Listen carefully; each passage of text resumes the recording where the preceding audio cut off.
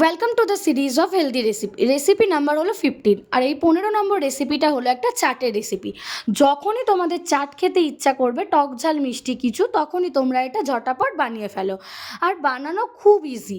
দেখো, চাট খেতে মোটামুটি আমাদের সবারই ভালো লাগে, কিন্তু আবার ভয়ও লাগে ওটা আনহেলদি বলে।